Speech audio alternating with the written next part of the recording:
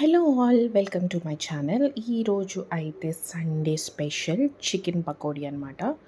So chicken pakodi అంటే చాలా easy కదా, అయితే చూద్దాం రండి.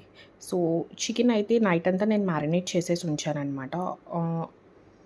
అల్లం వెల్లుల్లి పేస్ట్, కొంచెం ఉప్పు, పసుపు, కారం, కొంచెం గరం మసాలా వేసేసి నైట్ అంతా నేనైతే మ్యారినేట్ చేసేసాను. మ్యారినేట్ చేశాక మార్నింగ్ తీసి ఫ్రిడ్జ్లోంచి అట్లీస్ట్ ఒక 15 to 20 మినిట్స్ బయట పెట్టాలి.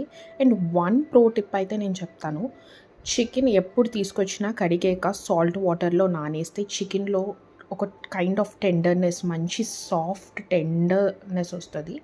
అండ్ ఎప్పుడైనా చికెన్ పకోడీ చేసినప్పుడు వెంటనే కలిపేసుకొని వేసుకోవడం కాకుండా మనం ఇట్లా కొంచెం మ్యారినేట్ చేసి కానీ మనం వేసుకున్న చికెన్ పకోడీ చేసుకున్నట్లయితే మంచిగా వస్తుంది. And at the same time కొంచెం నేను కార్న్ఫ్లవర్ అయితే స్కిప్ చేశాను. నేను రైస్ ఫ్లవర్ అయితే వేసాను.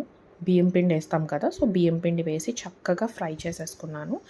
ఫ్రై ఆల్మోస్ట్ 15 to 20 మినిట్స్ పడుతుంది, ఎందుకంటే ఇది పచ్చి చికెన్ కాబట్టి.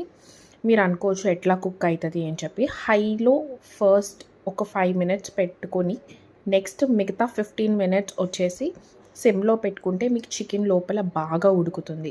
బాగా ఉడికినాక ఏమవుతుందంటే you will be able to enjoy that crunch అనమాట.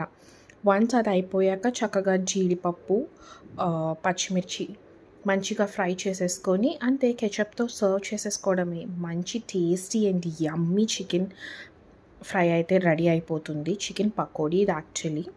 ఇది మీరు స్నాక్గా కానీ ఆల్మోస్ట్ నేను బిర్యానీలో కూడా తింటాను. చూసారా చికెన్ అయితే ఎంత టెండర్గా ఉందో.